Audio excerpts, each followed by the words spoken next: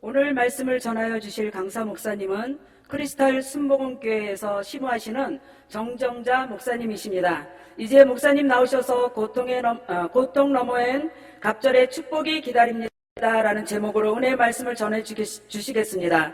강사 목사님 나오실 때 할렐루야로 화답하시겠습니다. 할렐루야.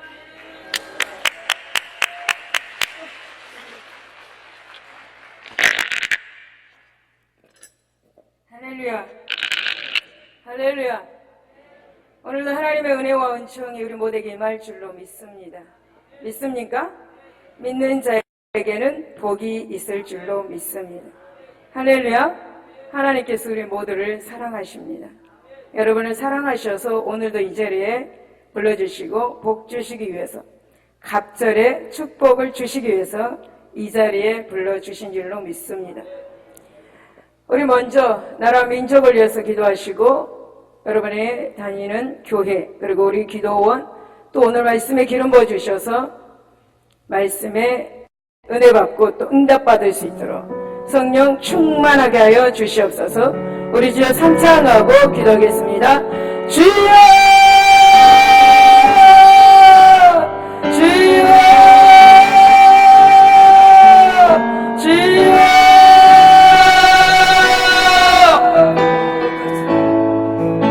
하나님 아버지 감사합니다.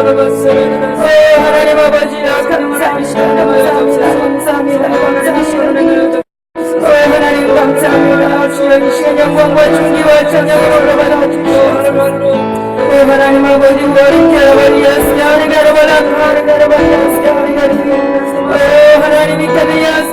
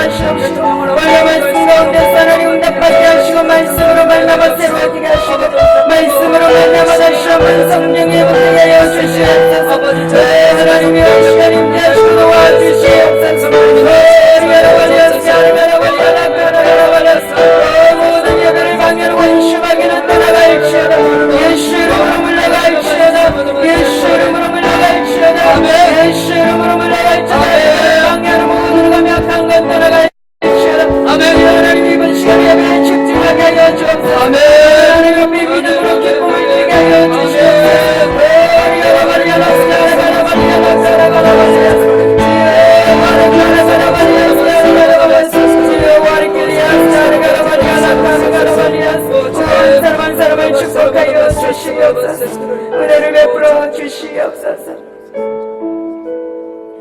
만왕의 왕이 되시고 만주의 주제가 되신 하나님, 우리의 생사복을 주관하고 계시고 어제나 오늘이나 영원토록 동일하시고 우리를 변함없이 사랑하여 주신 하나님 감사합니다. 이 시간 영광과 존귀와 찬양을 홀로 받아 주시옵소서. 날마다 우리가 숨쉬는 순간마다 하나님의 은혜로 살아갑니다. 그러나 하나님, 우리가 알고도 지은죄는 모르고도 지은죄들이 너무나 많이 있습니다. 주님, 이 시간 고백하오니 주여 우리를 용서하여 주시옵소서. 예수의 피로 말미암아 이 시간 아버지 주님 은혜 보좌 앞에 담대히 나갈 수 있도록 우리를 축복하여 주시옵소서. 하나님 아버지 우리 모두를 하나님께서 은혜를 베풀어 주실 줄로 믿습니다. 나라 민족을 축복하여 주시고 나라가 안정되게 하여 주시고 다시는 전쟁이 일어나지 않게 하여 주시며 이 나라 가운데 모든 교회들을 축복하여 주시옵소서. 하나님 아버지 나라가 온전히 하나님의 나라가 세워져 갈 수 있도록 하나님 은혜를 베풀어 주시옵소서. 하나님 아버지 오늘도 하나님의 백성들이 하나님의 전에 나와 하나님 앞에 납작 엎드렸습니다. 말씀 앞에 납작 엎드렸습니다. 주여 우리를 축복하여 주시옵소서.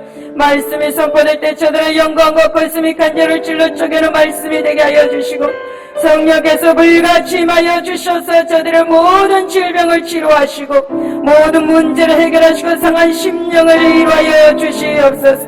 하나님의 한 사람 한 사람을 기억하여 주시옵소서. 하나님 이왕의 아버지 기도 성산에 올라왔습니다. 하나님 아버지 오늘 저녁에 주님 만나게 하여 주시옵소서. 예배를 방해하는 모든 감염은 심하기를 멸하여 주시옵시고 오직 말씀에 집중하게 하시고 예배에 집중하게 하여 주셔서 한 사람도 그저 왔다 그저 가는 심령 얻게 하여 주시옵소서. 하나님 아버지 우리 인생이 무엇입니까? 하나님 아버지 우리 인생이 무엇입니까? 하나님 아버지 날마다 고통 속에 살아가는 하나님의 자녀들 인생입니다. 하나님이여 우리를 긍휼히 여겨 주시옵소서. 불쌍히 여겨 주시옵소서.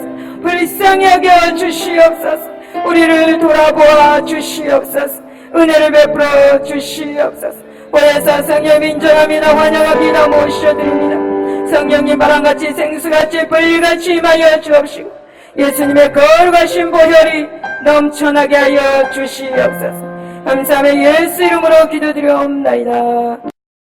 아멘. 우리 찬양하겠습니다. 축복성 찬양하겠습니다.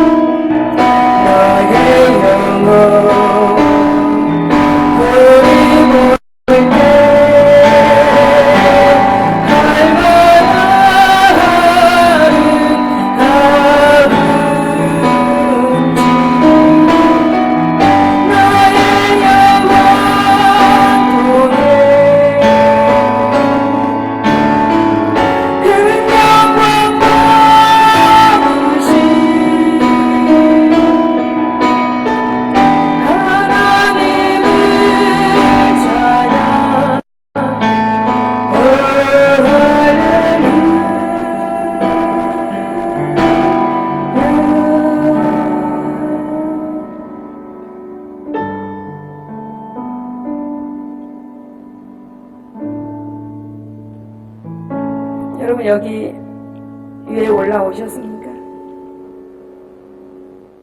지금 이 성전에 왜 와 있습니까? 그런 문제를 가지고 질병을 가지고 이 자리에 또 마음의 소원을 가지고 올라온 줄로 믿습니다. 하나님의 은혜를 얻기 위해서 이 자리에 올라온 줄 믿습니다. 우리가 숨 쉬는 순간마다 하나님은 우리를 한 번도 우리의 생명줄을 놓지 않으셨습니다. 항상 그래 내가 너를 사랑한다. 그래 내가 너를 뒤에서 밀어주마. 그래 내가 너를 축복해주마 라고 하시면서 우리를 뒤에서 등에 밀어주고 계십니다. 할렐루야. 날마다 숨을 쉬는 순간마다 찬양하면서 여러분 하나님께 고백하시기를 바랍니다.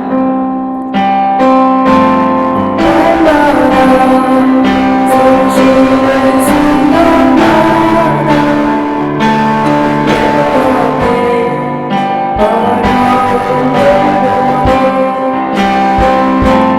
주님아 이 몸을 맡길 때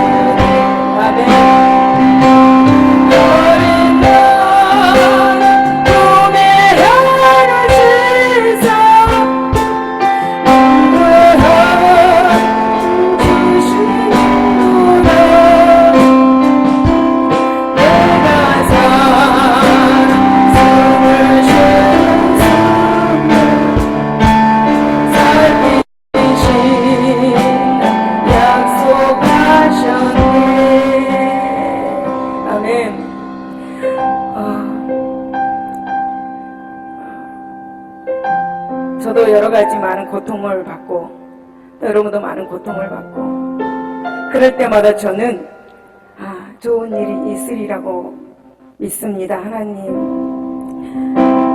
하나님께서는 좋으신 하나님, 저에게 좋은 것을 주신 하나님이셨습니다. 오늘 여러분에게도 하나님께서 좋은 것을 주실 줄로 믿습니다. 우리 좋은 일이 있으리라 찬양하고 우리 말씀을 받도록 하겠습니다. 하나님을 가보지라 부르는 자는 좋은 일이 있으리라 많이 있으리라. 아멘. 우리 서로 뜨겁게 사랑하면은 좋은 일이 있으리라.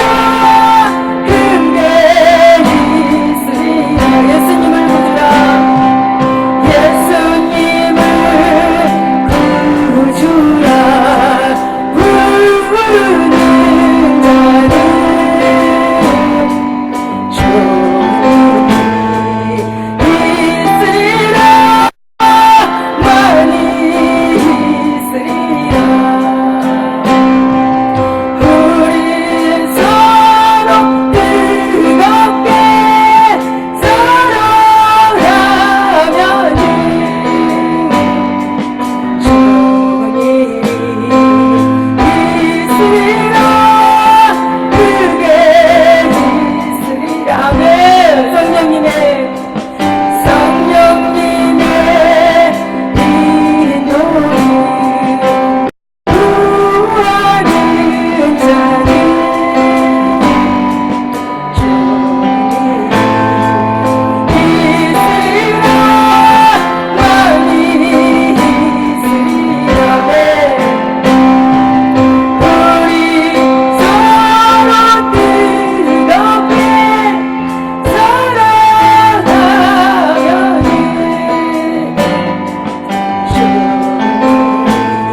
일이 있으리라. 그게 있으리라. 아멘. 있습니까? 좋은 일이 일어납니다. 여러분, 이 기도성산에서 내려가면 반드시 좋은 일이 기다리고 있을 줄로 믿습니다. 할렐루야. 저는 욥기 3장 1절에서 2절 말씀을 가지고 고통의 너머엔 갑절의 축복이 기다립니다 라는 제목으로 같이 은혜 나누기를 원합니다. 저는 한 20년 조금 넘어서 천국을 다녀왔습니다. 천국을 다녀와서 수많은 축복을 받았습니다. 제가 여의도 순복교에 나간 지가 3년 되던 해에 제가 영적인 축복을 받았습니다. 그래서 지금까지 성령님과 교제하고 지금까지 사역을 하고 있습니다. 오늘 여러분에게 영적인 축복이 임할 줄로 믿습니다. 여러분, 옛날에 이스라엘 구약시대에, 옛날에 구약시대에 욥이라는 사람이 살고 있었습니다. 욥은 하나님을 정말 전심으로 사랑하고 하나님을 경외한 사람이었습니다. 그래서 하나님께서는 욥의 신앙을 칭찬하고 기뻐하셨습니다. 그런데 옆에서 사단이 욥을 칭찬하는 하나님을 보면서 욥이 왜 하나님을 경외하고 왜 그렇게 하나님을 사랑하는지 아십니까? 그것은 바로 욥에게 하나님께서 물질적인 축복과 그리고 건강의 축복을 주었기 때문이라고 그렇게 말합니다. 사단은 이렇게 질투를 하고 있는 거죠. 그래서 하나님께서 이 사단에게 욥을 시험해 보라는 기회를 주었습니다.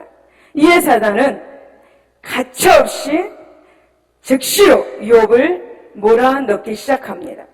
여러분, 사단은 먼저 욥의 모든 가축과 그리고 종들과 그리고 자녀들을 순서대로 빼앗았습니다.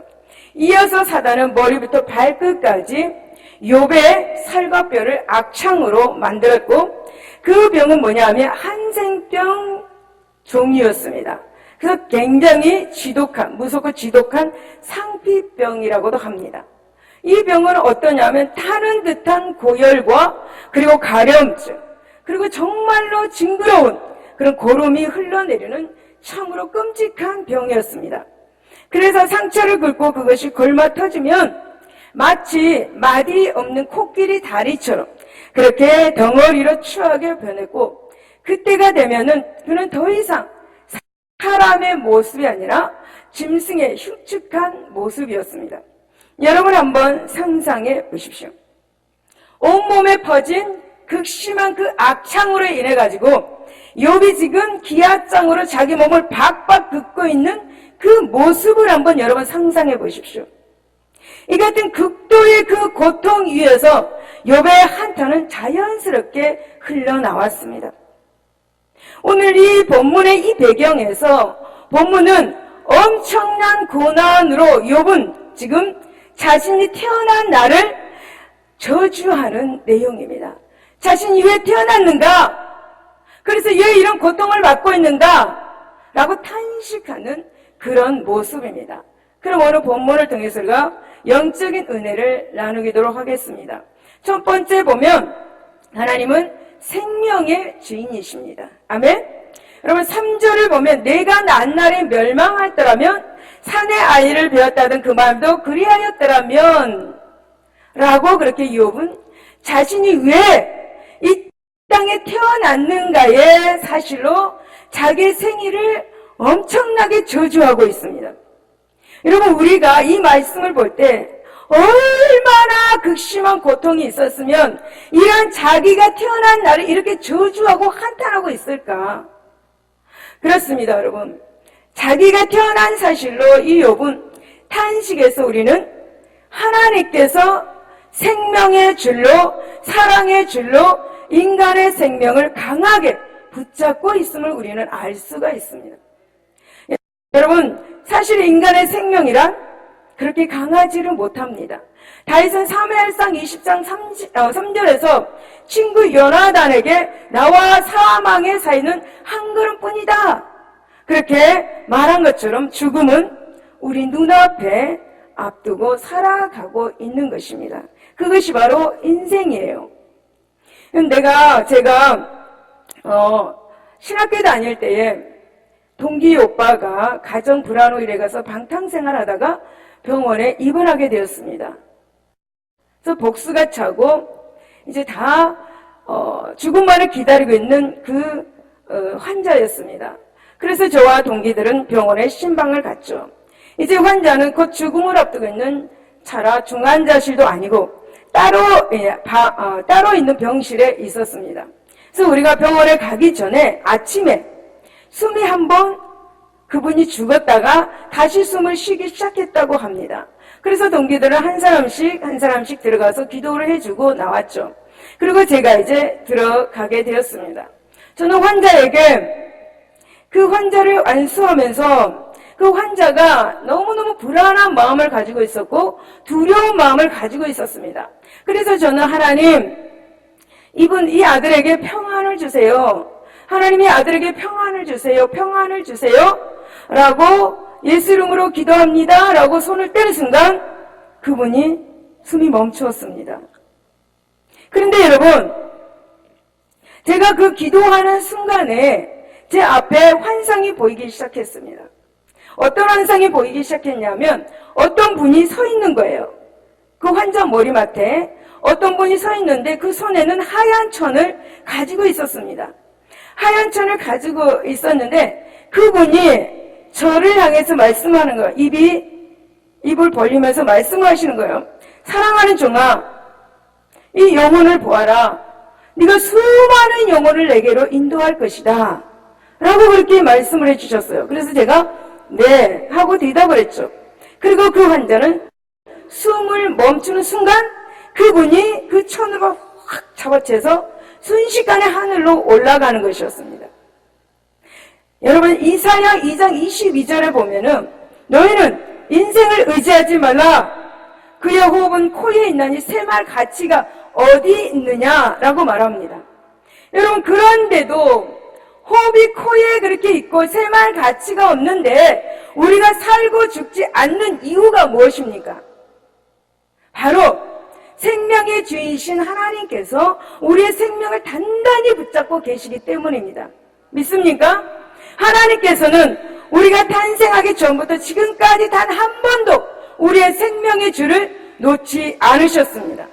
하나님은 우리의 생명의 인생이 기가 막히는 그 고난 가운데서도 우리의 생명을 다시 살리시고 땅 깊은 곳에서 다시 이끌어 올려주셨습니다.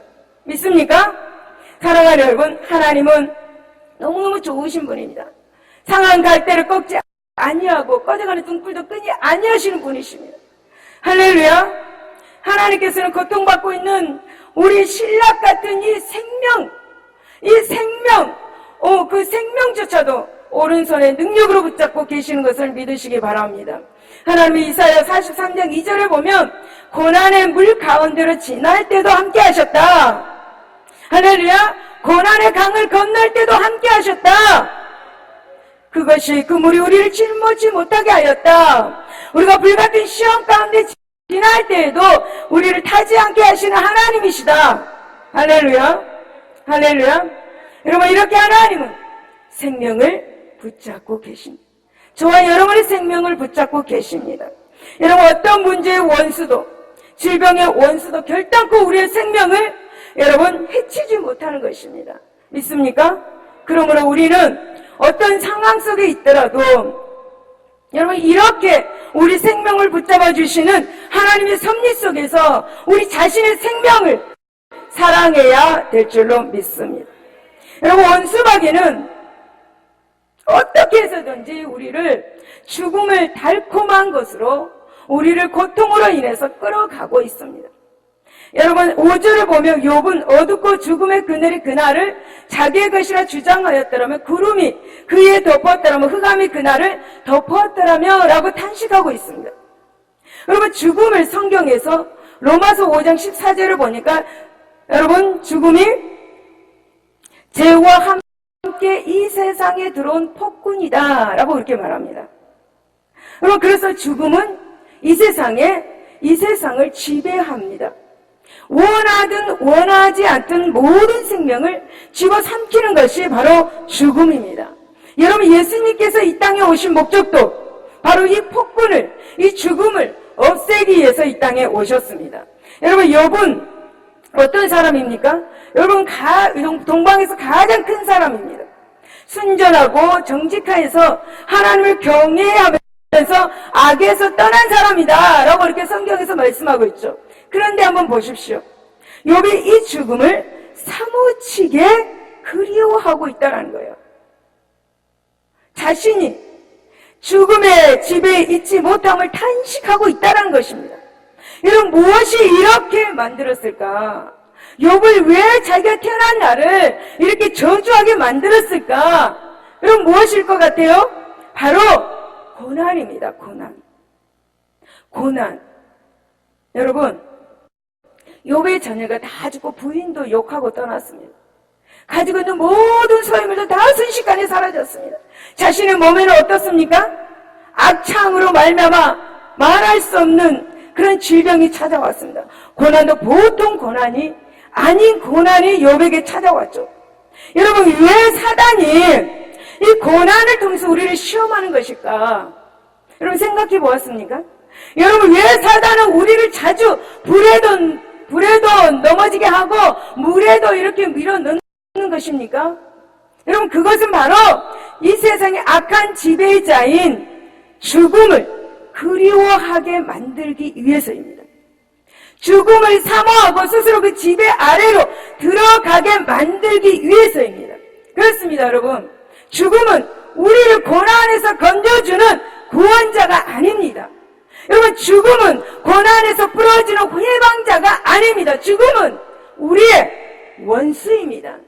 여러분, 죽음의 원수에게 속아 넘어가지 마시기를 바랍니다. 나사렛 예수 이름으로 죽음의 유혹을 물리치시기를 바랍니다. 나사렛 예수 이름으로 질병으로, 문제로, 나를 죽음으로 몰고 가는 원수 마귀를 물리치시기를 바랍니다. 나사렛 예수 이름으로 떠나갈지어다. 할렐루야. 여러분, 하나님은 생명을 호세 11장 4절에 보니까 내가 사랑의 줄로 그들을 이끌었다라고 그렇게 말합니다. 여러분, 짐승이 말을 안 들을 때 어떻게 합니까? 짐승이 말 안 들을 때 어떻게 합니까? 짐승에게 줄을 매단습니다. 그 경우에 따라서는 목에 멍에를 얹기도 하죠. 그리고 강제로 잡아 끕니다. 그렇죠? 또 필요하다면 채찍을 가하기도 합니다. 여러분, 사람도 하나님은 에스겔서 20장 37절 보니까 내가 너희를 막대기 아래로 지나가게 하며 언약의 줄로 메어서 이끌고 간다라고 말씀하고 있습니다. 여러분, 하나님은 사람도 사랑의 줄을 메어가지고 앞에서 이끌어야만 했습니다.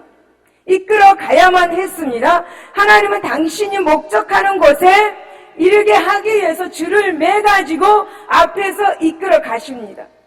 여러분, 유대인 어머니들은 어린아이가 기어다니기 시작하면 고무줄이나 실을 자기하고 이렇게 묶어둔다고 합니다. 그리고 아기가 자신의 눈 안에 있을 땐 그대로 놔주고, 그리고 아이가 자신의 눈 밖으로 벗어나려고 하면 그 줄을 이렇게 잡아당겨서 자기 곁으로 아이를 돌아오게 한다고 합니다. 여러분, 하나님은 우리가 눈에 보이지 않을 때 사랑의 줄로 메어서 놓고 우리를 이끌어 가십니다. 여러분, 유대인 어머니가 이 줄을 당길 때 이 줄에 이끌리는 아이는 마음대로 하지 못합니다. 그렇죠? 또 어머니가 줄을 살살 당긴다고 해도 아이에게는 고통을 나름대로 느끼게 됩니다. 그처럼 사랑의 줄을 때로 징계로 우리에게 나타나기도 하고, 이 줄은 때로 고통으로 나타나기도 하고, 이 줄은 때로 우리를 억압하는 것처럼 보이기도 합니다. 또 우리를 고통스럽게도 합니다. 그러나 여러분, 이 사랑의 줄은 결국은 갑절의 축복을 받게 하고 마침내 천국에 이르게 한다는 사실입니다. 믿습니까? 여러분, 다윗은요, 하나님께서 자기를 시편 40편 12절에 보면 나를 기가 막힐 웅덩이와 수렁에서 끌어올리시고 라고 이렇게 노래합니다. 하나님은 여러분, 우리가 기가 막힐 정도로 고난과 해를 당할 때 기가 막힐 정도로 정확하고 신속하게 한치의 오차도 없이 우리를 찾아오셔서 구원하시는 하나님이십니다. 할렐루야. 사랑하는 여러분, 정말 기가 막힐 정도의 위기 가운데 있습니까? 창자가 떨리고 독국물이 뼛속에 들어오는 두려움과 공포 속에 있습니까? 여러분, 하나님께 감사할 수 있기를 바랍니다. 감사할 때 두려움은 떠나가는 것입니다. 감사할 때 약간 사단은 떠나가는 것입니다. 여러분, 구원해 줄 것을 믿을 때 독국물이 뼛속에 들어오는 그 두려움과 공포는 사라지는 것입니다. 하나님의 사랑의 줄로 두려움과 공포 속에서 이끌어 주신다는 사실을 믿을 수 있기를 예수 이름으로 축원을 드립니다. 두 번째는 고난을 축복의 기회로 삼아야 합니다. 여러분, 11절을 보면 욥은 어찌하여 내 곁에서 죽어 나오지 아니하였던가, 어찌하여 내 어머니가 해산할 때 내가 숨지지 아니하였던가 라고 그렇게 탄식합니다. 지금 현재 욥은 고난의 절정에 있습니다. 사단이 여러분 하나님의 허락하에서 자신이 말했던 것을 입증하기 위해서 최고의 발악을 하고 있는 거예요. 최고의 발악으로 가한 고통입니다. 그러니 그 고통은 여러분 우리의 상상을 초월하는 그런 고통이었습니다. 여러분, 그 고통이 얼마나 심했든지 욥은 더 강렬하게 죽음을 지금 구하고 있는 것이에요. 특히 여러분, 어찌하여 내가 태에서 죽어 나오지 아니었던가 해서 여러분 욥은 자신이 마땅히 사산되어야 되는데 왜 사산이 되어 있지 않고 이 땅에 살아있는 존재가 되었느냐라는 것이에요. 여러분, 우리는 모태로부터 나올 때에 기억을 갖고 있지 않습니다. 어머니 태에서 나올 때 우리는 기억을 갖고 있지 않습니다. 이때 아이를 낳는 부모의 고통은 어머니들은 잘 알 겁니다. 상상할 수가 없습니다. 하늘이 노랗다고 그렇죠. 네, 하늘이 노랗다 못해 표현할 수가 없더라고요. 아무튼 여러분 표현할 수가 없습니다. 부모된 사람은 첫 아이를 낳을 때 그 두려움을 기억하죠. 여러분, 많은 사람들은, 아니 모든 사람들은 생명의 탄생을 기뻐하고 즐거워합니다. 하지만 실상은 여러분, 이 모태의 문은 뭔지 아십니까? 고생의 문이에요. 고생의 문, 환난의 문입니다. 누가 이런 말을 했습니다. 인간은 던져진 존재다 라고 말했습니다. 고통과 고난을 불안, 미래를 알 수 없는 존재로 출생하는 것이 인생이다 라고 말했습니다. 참으로 여러분, 이 고난은 신기한 것 같아요. 신기해요. 신기합니다. 교육으로도 되지 않습니다. 자기 수양으로도 되지 않고요. 자기 결심으로도 되지 않습니다. 그래서 하나님은 우리들을, 저와 여러분을 외에 없이 고난으로 밀어 넣으시는 것이에요. 여러분, 욥은 하나님이 고난을 허락하신 이유를 몰랐기 때문에 자기의 생일을 저주하고 있습니다. 자기의 생일을 저주하는 욥의 모습을 아마 부모님이 보았을 때 마음이 얼마나 아프겠습니까? 여러분, 욥은 부모가 자기를 만들었다라는 것에 엄청나게 지금 탄식을 하고 있는 거예요. 여러분, 본문에서 욥은 이 은혜마저 부정하고 있어요. 이 은혜마저. 은혜를 부정할 정도가 아니죠. 왜 그때 하나님께서 나를 살려주셨습니까? 반문하고 항의하고 있는 거예요. 날 버려두세요. 날 버려두세요. 날 버려두세요. 왜 나를 살려주셨습니까? 인간이란 늘 이렇습니다. 어제는 은혜라고 감사를 표합니다. 그러나 여러분, 조그만 고난이 닥치면 왜 그때 그런 은혜를 베풀어 주셨습니까? 왜 그때 나를 살려주셨습니까? 라고 온명하죠. 왜 나를 죽도록 그냥 내버려 두시지 살려주셔서 이 고통을 받게 하십니까? 여러분, 지금요 본문을 보면서 우리 너무나 충격적이에요. 왜냐하면 욥은 동방의 큰 자고 흠이 없는 뭐예요? 의인입니다. 의인. 이런 욥에게 지금 이런 모습이 발견되었다는 것이 우리에게는 너무나 큰 충격적이에요. 남의 일이 아닙니다.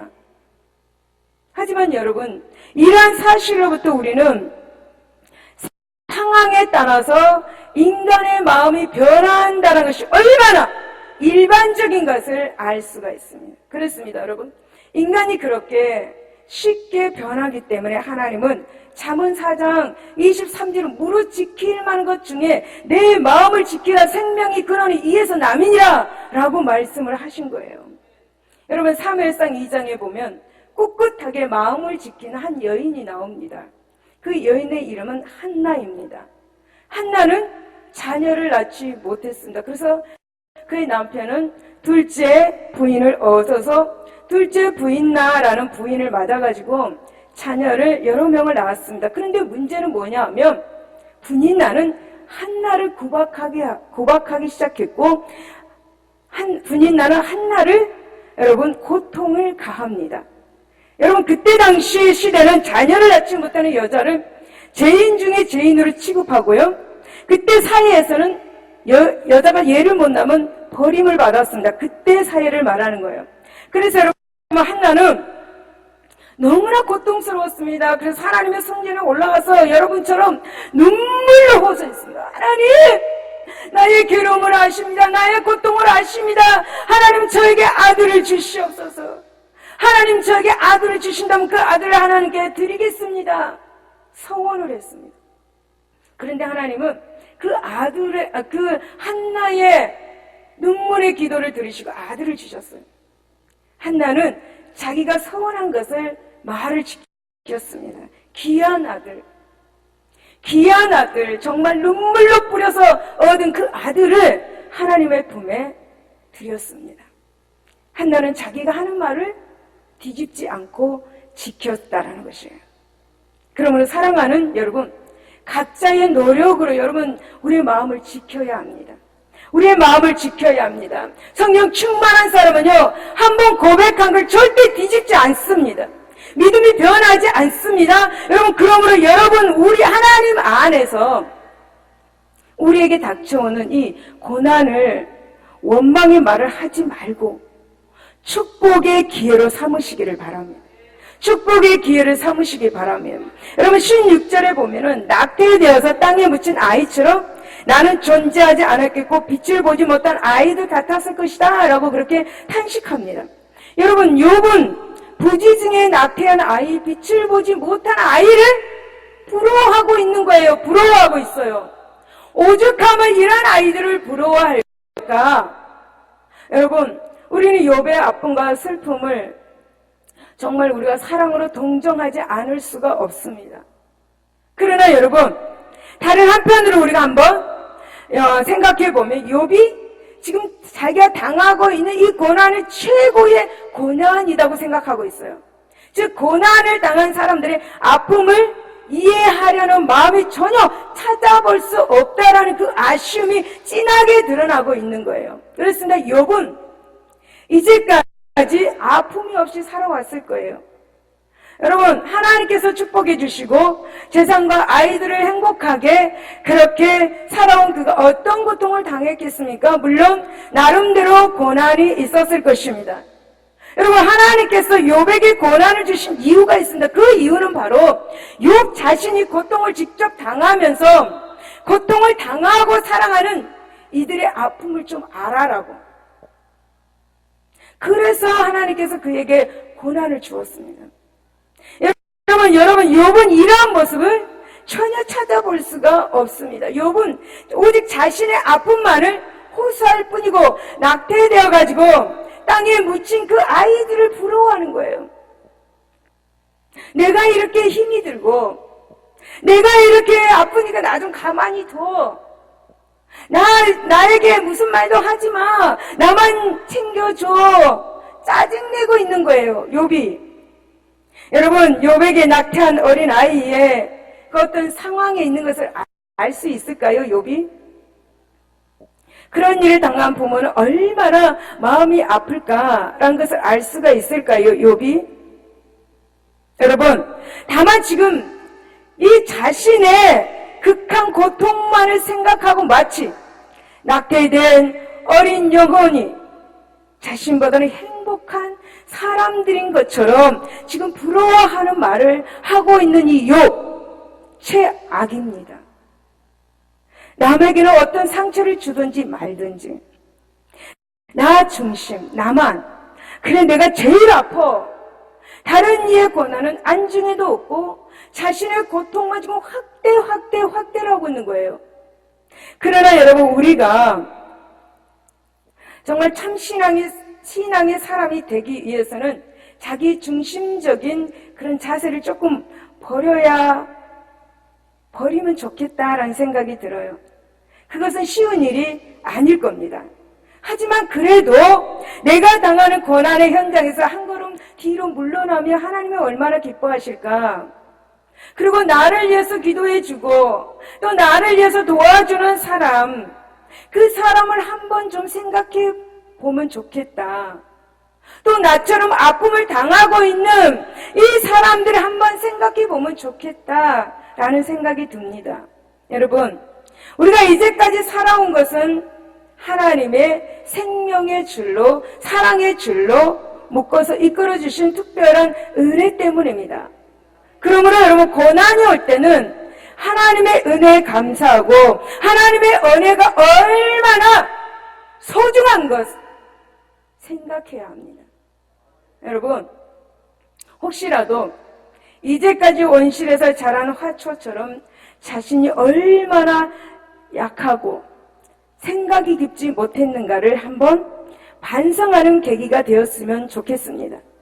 여러분, 우리가 반성하는 것들이 고통 가운데서 하나님께 감사할 수 있게 하는 요인이 될 수가 있습니다.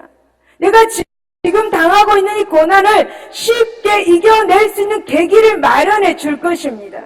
그래야 할 때 여러분, 그 고통의 한숨이 변하여 기쁨과 찬양의, 감사의 찬양이 되게 하는 놀라운 역사를 체험하게 될 것입니다.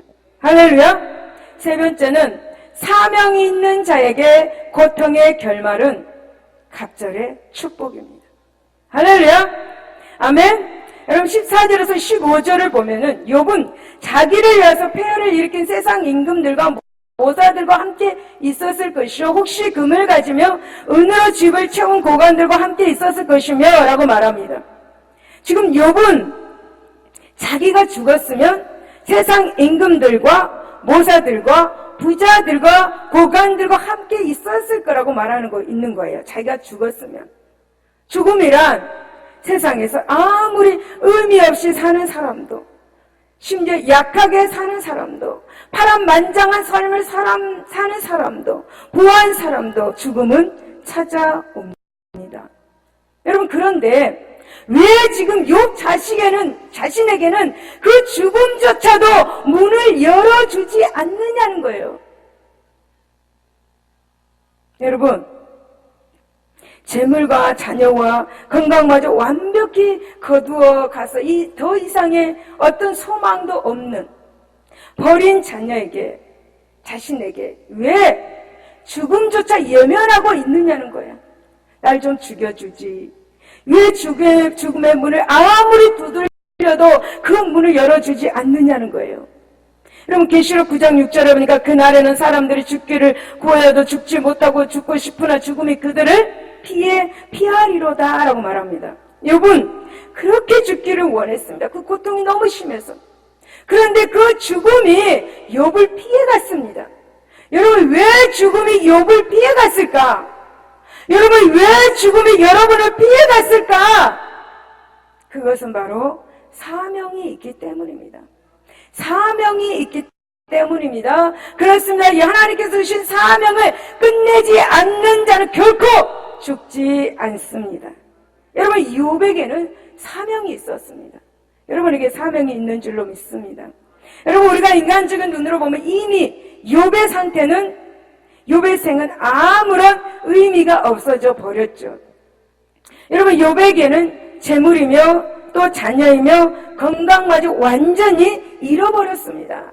욥은 이 세상에서 할 수 있는 일이란 아무것도 없었고 누구도 거들떠 보지 않았습니다. 하지만 하나님께서 그를 보실 때 사람이 생각하는 것과는 달랐습니다. 욥에게는 막중한 사명이 있었습니다. 그 사명이 무엇이냐면 자신의 축복을 회복하는 것이었어요. 그 사명이 무엇이냐 하면은 건강을 회복하는 것이었어요.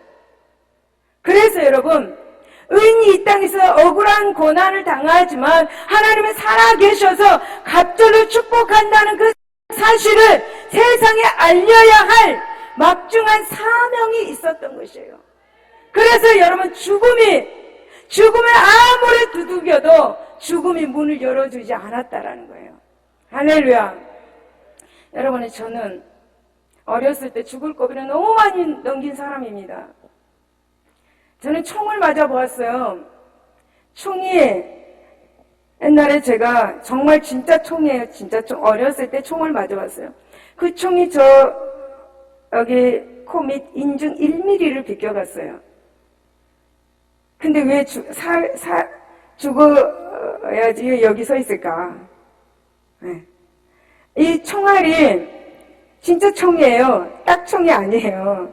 그 총알이 제 인중 1mm 비껴갔는데 덧니를 입고 밖으로 나왔어요. 이해가 되십니까? 덧니를 맞고 나왔어요. 제 입안은 까맣게 타 있었어요. 피가 쏟아졌어요. 여러분, 제가 길을 가다가 2층에서 창문이 떨어졌어요. 저에게 창문이 떨어졌는데 2층 창문은 엄청나게 큰 창문이에요. 창문이 저 머리를 맞았는데요. 인중 1mm 비껴갔어요. 머리에 숨골 1mm 비껴가서 땅에 떨어져서 2번 떨어졌는데 안 깨졌어요. 하나님이 돈 쓰지 말라고. 네. 네. 그리고 저는요, 칼이 저를 비껴갔어요. 칼을 던졌는데요. 칼이 저 앞에 오면서 꺾어서 뒤로 꽂혔어요. 이해가 됩니까? 믿어집니까? 네. 저는 그런 죽을 고비를 많이 넘긴 사람입니다.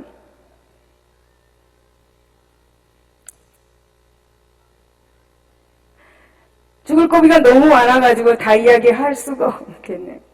제가 그래서 성인이 되어가지고 결혼을 하고 난 다음에 여의도 순복음교회에서 찬양 집회가 있었습니다. 그 찬양 집회에서 기도하는 중에 갑자기 그 옛날에 저는 생각지도 않았는데 그 옛날에 그것이 착착착착 다 지나가는 거예요. 제가 죽을 고비를 넘겼던 그런 일들이 다 지나가는 거예요.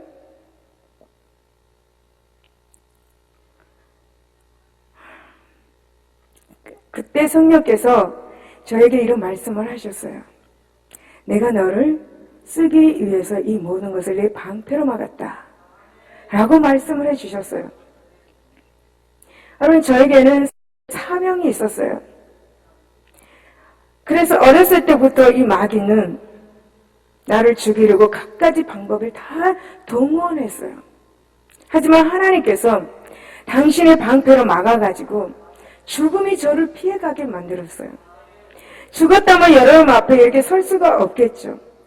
이미 죽은 사람이죠. 그런데 여러분, 호적에서 제 이름이 지워져 있었어요. 네.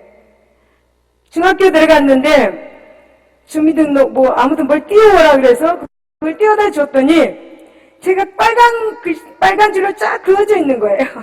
그래서 이미 저는 죽은 사람이에요. 네. 제 밑에 동생이 심장병으로 죽었는데 걔를 이렇게 긁어놔야 되는데 저를 긁어놓은 거예요. 네. 어렸을 때. 그래서 그 죽음이 저를 피해갔어요. 왜? 사명이 있었기 때문이에요. 사랑하는 여러분, 우리 삶의 고난으로 인해서 힘들어서 차라리 죽었으면 좋겠다. 죽음을 사모하고 있습니까?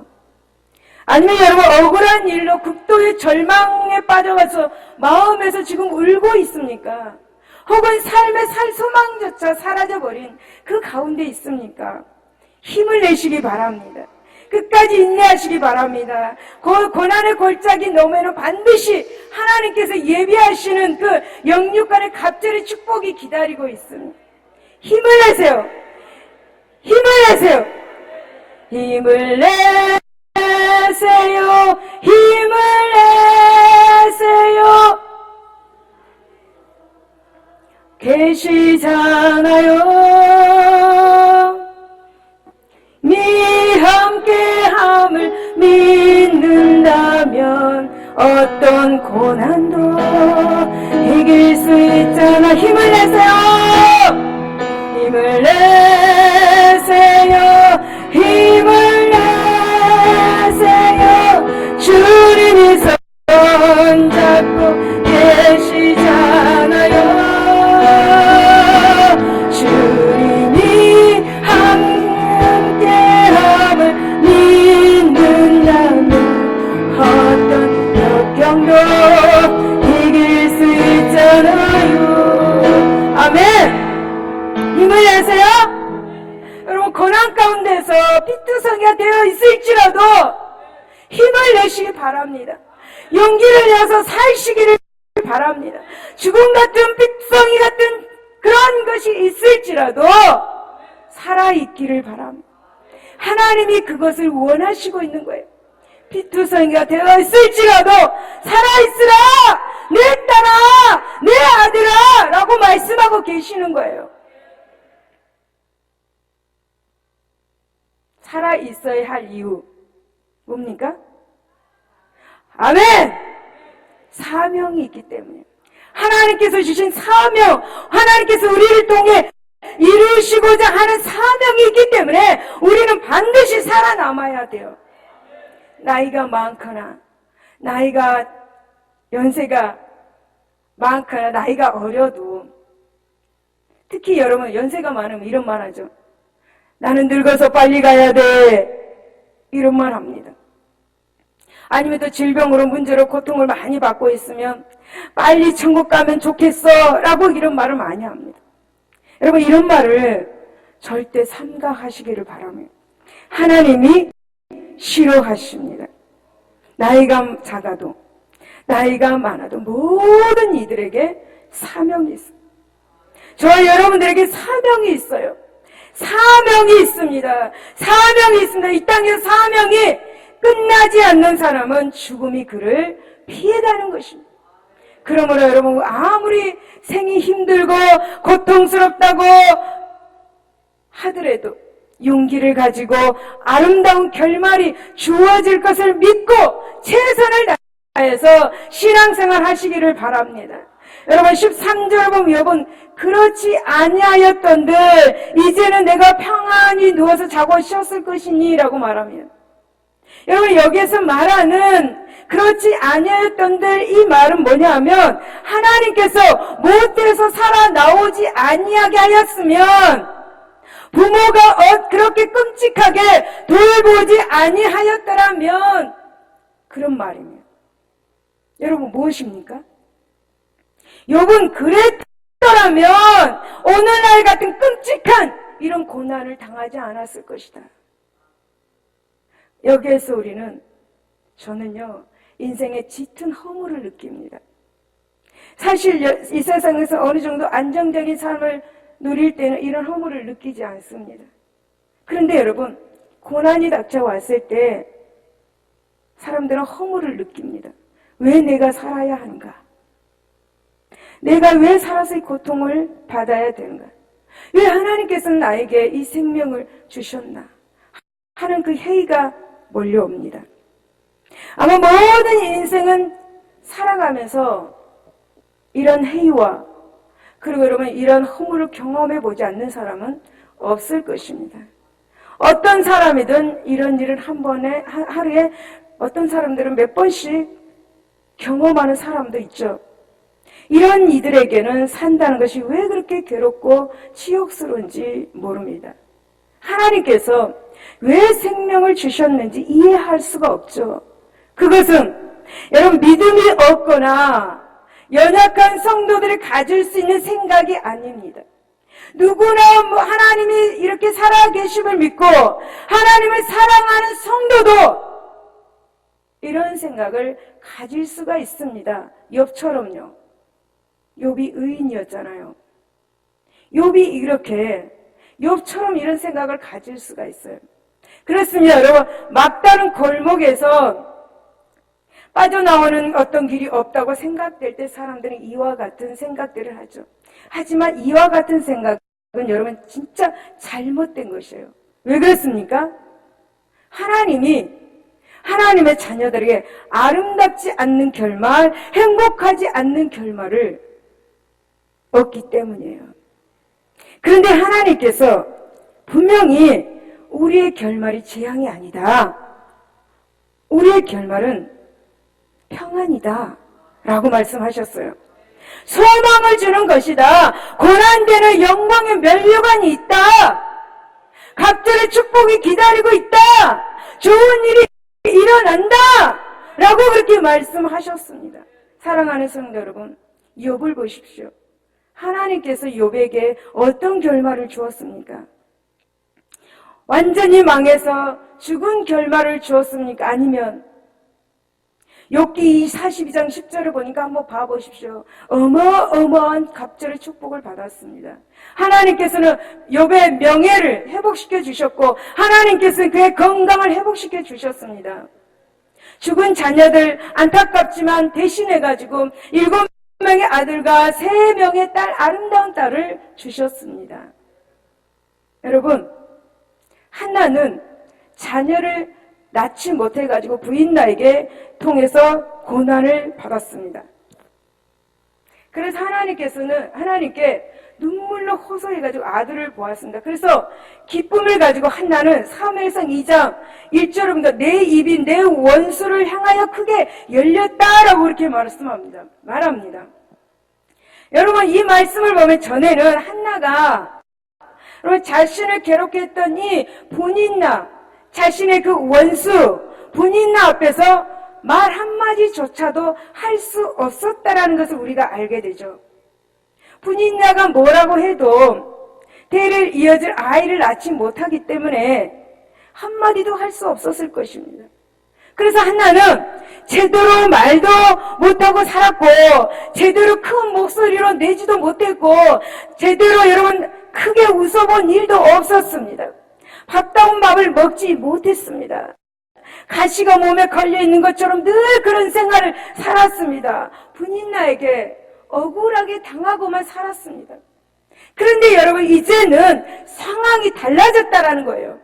내 입이 크게 열렸다라는 것입니다. 당당히 말할 수가 있게 되었다라는 것입니다. 크게 웃을 수가 있게 되었다라는 거예요. 여러분, 한나는 원수의 공격적인 그 태도 앞에서 늘 주눅이 들어 살았어요.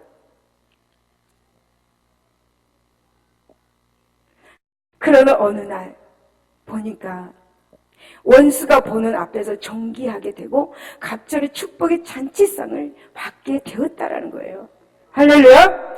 사랑하는 여러분, 다윗의 고백을 보면 시편 23편 5절을 보면 주께서 내 원수의 목전에서 내게 상을 차려주시고 기름을 내 머리에 부으셨으니 내 잔이 넘치나이다. 할렐루야. 여러분, 다윗은 얼마나 원수가 많았겠어요? 그는 전쟁을 밥 먹듯이 한 사람입니다. 그러니 여러분, 다윗을 죽이려고 하는 사람이 얼마나 많았겠어요? 매일 다윗의 원수들은 다윗을 호시탐탐 누리고 있었을 것입니다. 그런데 하나님께서는 그 원수들의 목전에서 갑절의 축복의 상을 베풀어 주셨습니다. 할렐루야. 할렐루야. 사무엘상 2장 8절을 보면 한나는 하나님이 가난한 자를 진토에서 일으키시며 빈궁한 자를 거름덩이에서 올리사 기적들과 함께 하시며 영광의 자리를 차지하게 하셨도다 라고 고백합니다. 다시 말씀을 드리면 하나님께서 억울한 사람을 건져서 영광스러운 자리에 앉게 하셨습니다. 천대받은 자들을 일으켜서 존귀한 사람으로 앉게 하셨습니다. 멸시받은 자들을 여러분 영예로운 자리로 마련해 주시고 앉게 해 주셨다라는 거예요. 할렐루야. 할렐루야. 여러분, 에스더 6절을 보면은 모르드게라는 사람이 나옵니다. 이 모르드게는 하만으로부터 계속 핍박과 여러분 미움만 받았어요. 모르드게는 궁결 문직이었어요. 그리고 하만은 왕 앞에서 일하는 사람이었어요. 하만은 모르드게를 죽이기 위해서 긴 장대를 만들었어요. 그 모르드게를 그 장대 위에 달아서 죽이려고 계획을 세웠어요. 그런데 어느 날 원수 하만 앞에서 이 모르드게가 왕복을 입고 하만으로 인해서 말의 고삐를 잡고 온 성을 두루다니게 되었습니다. 나중에는 하만이 어떻게 됐어요? 장대에 의해서, 자기가 만든 장대에 의해서 죽었습니다. 하나님은 이 원수의 목전에서 갑절의 축복의 상을 베푸시는 하나님인 것을 우리는 믿어야 해요. 여러분, 하나님의 섭리는 실로 오묘해서 어느 순간 상황을 뒤집어 놓고 마는 분이에요. 할렐루야. 여러분, 하나님은 문제의 원수, 질병의 원수 앞에서 갑절의 상을 베풀어 주시는 하나님이심을 믿으시기 바랍니다. 그러므로 사랑하는 여러분, 우리를 이유 없이 괴롭히는 원수가 있습니까? 그 원수를 바라보지 말고 아름다운 축복을 예비해 두신 하나님을 바라볼 수 있기를 바랍니다. 하나님은 여러분 억울한 상황 속에서도 묵묵히 참고 인내하는 저와 여러분의 방패이시고 지극히 큰 상급이심을 믿을 수 있기를 예수 이름으로 축복을 드립니다. 그렇습니다. 여러분, 하나님 안에서 비극적인 결말은 절대 없습니다. 그래서 우리에게는 꿈과 희망이 있는 것입니다.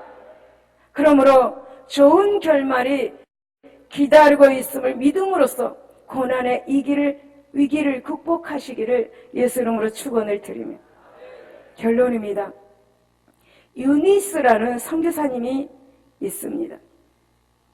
유니스라는 선교사님은 교회 2층에서 걸어가면서 아래에서 아이들이 유니스 선교사님을 올려다봅니다.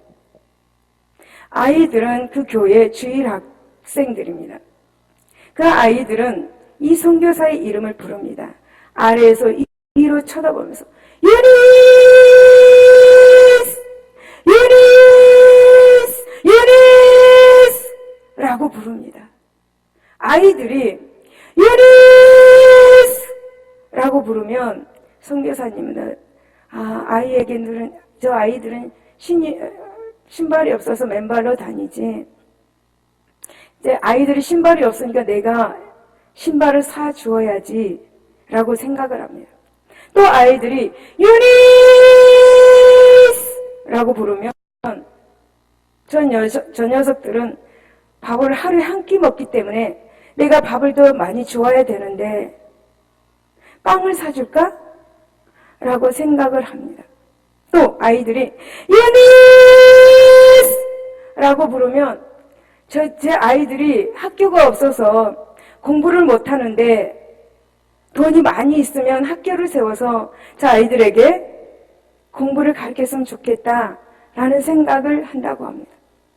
여러분, 이 아이들은 그 누구도 유니스 신발 없어요. 유니스 신발 사주세요. 빵 사주세요. 학교 지어주세요. 공부하고 싶어요. 하는 말을 아무도 하지 않습니다. 그냥 유니스! 유니스! 라고 이름을 부릅니다. 여러분이 기도할 때 주여 주여 라고 부르면 여러분의 마음을 하나님이 왜 모르겠어요? 여러분이 필요한 것을 하나님이 다 알고 계세요. 하나님이 여러분을 정말 사랑하세요. 다 주고 싶어 해요. 여러분의 마음을 하나님이 다 알아요. 그런데 우리가 아이들처럼 유니스 부리지 않는다라는 거예요. 여러분, 오늘 여러분의 필요가 있을 것입니다. 여러분의 어떤 것이 필요한 것은 하나님이 아십니다. 건강인지 돈인지 관계 회복인지 영성 회복인지 여러분이 자신은 몰라도 하나님이 아세요. 오늘 여러분 겉으로 표현하기가 힘들다면 내가 표현하기 싫으면 주여! 주여! 주여! 라고 불러보세요. 이렇게 부를 때 하나님께서 그래 내가 너희가 뭘 줘야 되겠다 라고 말씀하실 거예요. 오늘도 고난당하는 자에게 그 고난에서 일어나게 하셔서 갑절의 축복의 상을 차려주실 것을 믿으시기를 바라며 믿으시기를 바라며 믿으시기를 바라며 주여!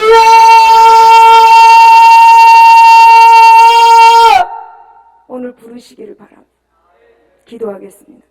하나님 아버지 감사합니다. 우리의 필요를 아시고 우리의 모든 걸 아시는 하나님, 오늘 하나님 앞에 부르짖을 때에 저들에게 말씀하여 주옵소서. 네가 무엇이 필요하구나. 내가 너에게 이것을 주겠다 라고 말씀하여 주시옵소서.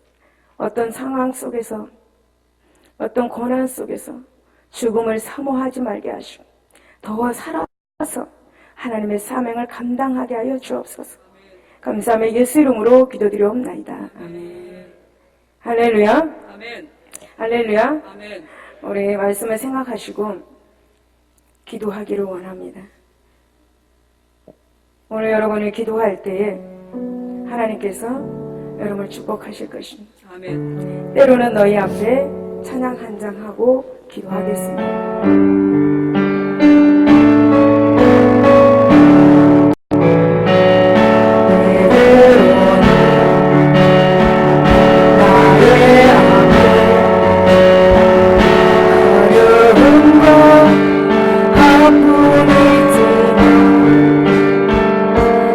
내